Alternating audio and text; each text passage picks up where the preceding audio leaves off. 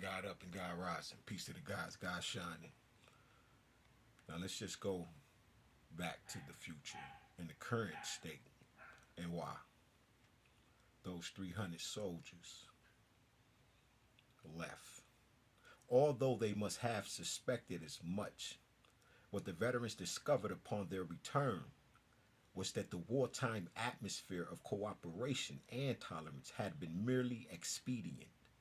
Now that the danger had passed, the surging ambition of blacks would no longer be tolerated, according to Benjamin Mays, then a 24-year-old student later, the president of Morehouse College. Negro soldiers were told, take off those uniforms and act like a nigger should. Those who obeyed were left alone.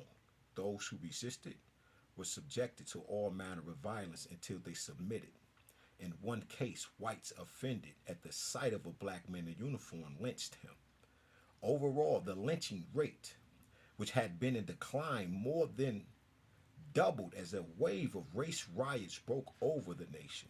Notable among the 25 race riots that took place during the summer of 1919 was one in Longview, Texas, in which a white mob burned black homes and businesses.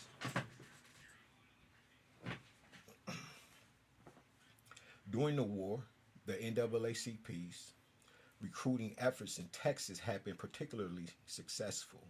By 1919, the state organization could boast of more than 7,000 members in 39 branches, making it the NAACP leader in both categories. Soon after the Longview riot, however, Texas Attorney General subpoenaed the records of the Austin branch so that he could evaluate its right to conduct business in Texas.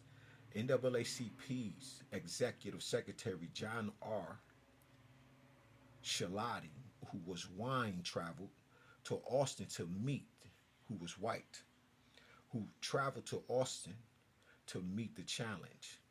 Outside the hotel in broad daylight, Shalati was beaten by three men, one of whom was a county judge. The main object of this man's visit was to sow discontent among the Negroes. The judge told the newspapers afterward, and I thought it was my duty to stop him.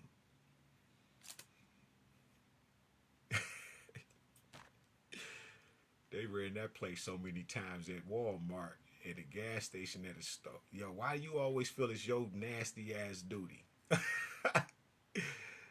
Mind your goddamn business. You be doing shit for no reason. God damn. And we not only stopped him, but have gotten him out of the community. None of Shalati's attackers was ever arrested. Instead, the incident became famous throughout the South as an example of how best to deal with the NAACP. Almost overnight, the substantial gains made by the organizations during World War I was rolled back, and most of its southern branches were forced to close. Another important contributing factor was the renaissance of the Ku Klux Klan. President Grant's stern enforcement of the 1871 Klan Act had by 1872 suppressed the group, if not white violence, but encouraged by lost cause. Sentimentalism, enthusiasm for the Klan began to grow again around the turns of the century, and the group was formally resurrected in 1915.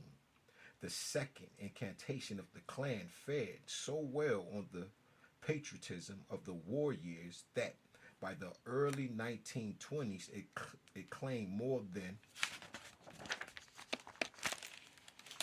3 million members nationwide.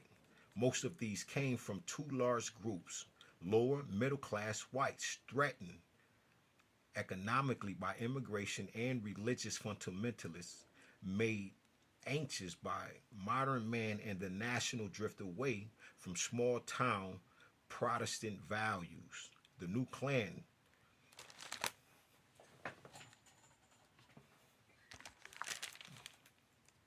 The new Klan was therefore far different from the 1860s version, which had been concentrated in the rural South. The 1920s Klan was primarily an urban phenomenon, and its political influence was as likely to be felt in Indiana and Oregon as in Alabama or Mississippi. Klansmen were still racist, however, and though much less so, still prone to violence.